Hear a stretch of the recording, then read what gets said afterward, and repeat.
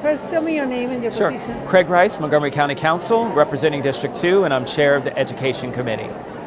So tell me, what are we doing here tonight and why are we here? So tonight was a great example of community activism involving community in terms of making very important decisions when it comes to universal pre-K and early childhood education. And so I wanted to make sure that myself and Dr. Smith reached out to our general populace to say, if we were to create a model of universal pre-K, early childhood education, what should something like that look like? What should we avoid? What should we include?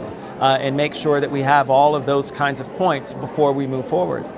Tonight, you know, it's one of the things we've learned is people are extremely passionate about universal pre-K and early childhood education, and everybody we heard tonight agrees that this is something that we need to move forward with as quickly as possible, and so that's great. I want to first say thank you very much to all of you. What a fantastic turnout for us to have a conversation about something that is so important to us, universal pre-K. It's incredibly awesome. I mean, it really is the true definition of what it means to be a community representative. And I would like to see the neighborhood schools partner with their family child care providers. The best practice literature suggests that pre-K programs will best meet the needs of the most vulnerable children if they're full school day. We have some full-day programs, most are half-day, and they're limited by the funding. As we have funding, we're going to add it. It was a big culture shock that pre-K was only allotted for those who can pay for it or those who can really not pay for it. So that was a shock. My name is Joanne Burrell. I stay in the Northeast Consortium where there are many children who don't have what they need. In the community, we work with these parents and we see these parents every day. So would it be possible to work with the organizations that's actually touching these individuals? Very happy to see that we had over 200 people that were here tonight, a great turnout, and really is promising for the prospects of seeing universal pre-K come to fruition. And as a teacher, one of the things that frustrates me is when we have this line that says, you know, all your kids have to be here. That's the benchmark. And I know that this kid who came in having never heard a word of English in his life has come so far, but he didn't meet that benchmark. And then I had this other little kid who came in as a 3-year-old reading the kindergarten books, and I'm trying to figure out, let me go grab some more books from her classroom because I'm pushing this kid a little bit farther. So as you're developing these benchmarks, it's very difficult to come up with the wide range, but keep in mind that that wide range is what's necessary when we're really talking about these little children. We need to acknowledge these English language learners who their benchmark may not be the same as that other kid who came from a private preschool in a rich language environment. I'm giving all my kids the rich language environment. I'm pushing the higher ones higher. I'm pulling the little ones up, and they're going to end at a range. They are not all going to end at level 3X or whatever it is. So keep that in mind as you're coming up. My name is Marianne Carter, and I believe that the meeting tonight was very important because there was so many different perspectives that we heard from. We heard from parents, we heard from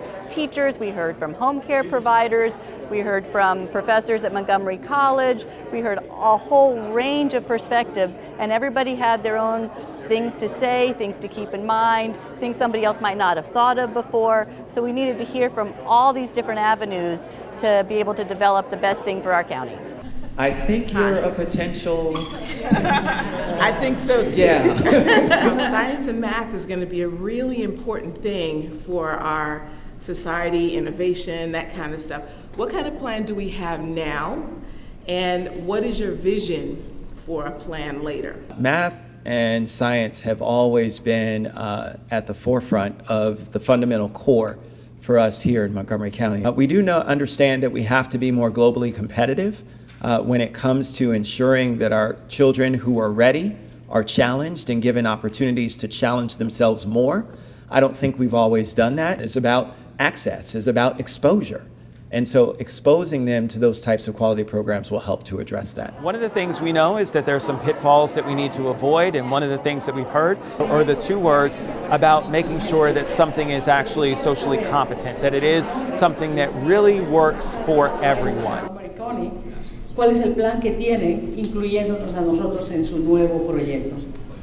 So I'm listening to everyone's comments, and I think it's very interesting.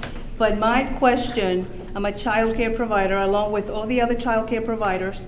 Where does that include us? And what kind of plan, where do we fall in this plan? From my perspective, I've heard from a lot of child care providers who are very concerned about us putting them out of business. That's not my objective. To put those out. We have to have parallel tracks in terms of the whole K through 0 to 5 years old.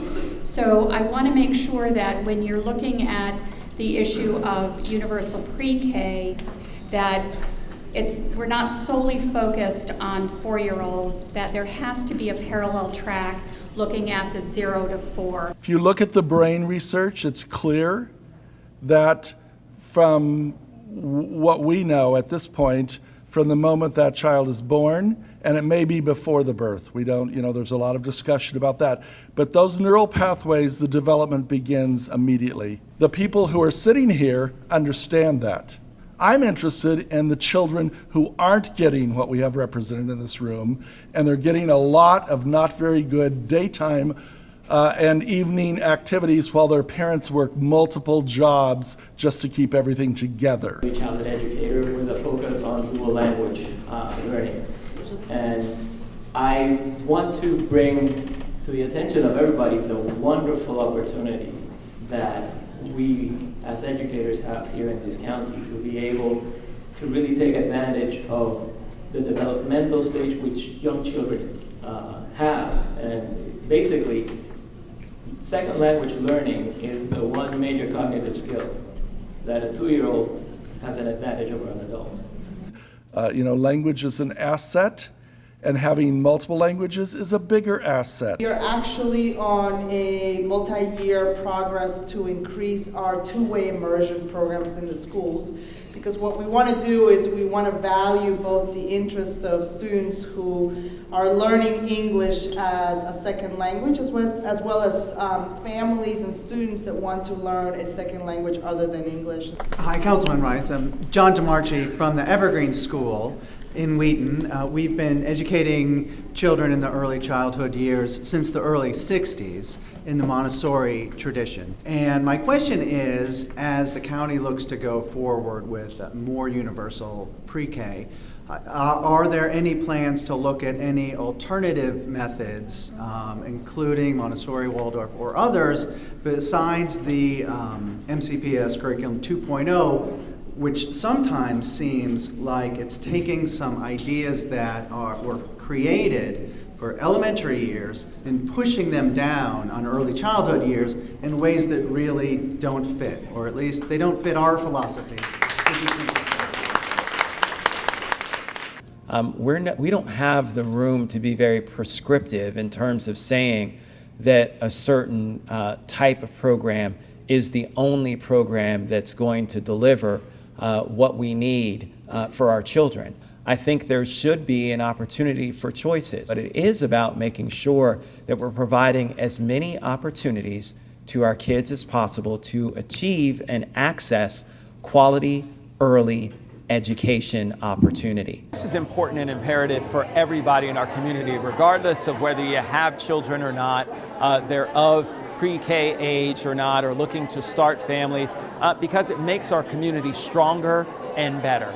If you care about crime, if you care about economic development, if you care about healthcare, if you care about anything that's in our community, it's tied to education. We're in an election year. I would encourage folks to seek out, and if you care about early childhood education, universal pre-K, you should be asking the candidates where they stand on that issue. And education starts at the beginning. And so if we can ensure that many of our children are starting off with the same basic principles and supports that are there, that they're emboldened with the same sort of vision and broad look to being able to accomplish anything and be anything that they want to be, if that's instilled in them from the start, we end up having a better and stronger community as a result, and everybody benefits because of that.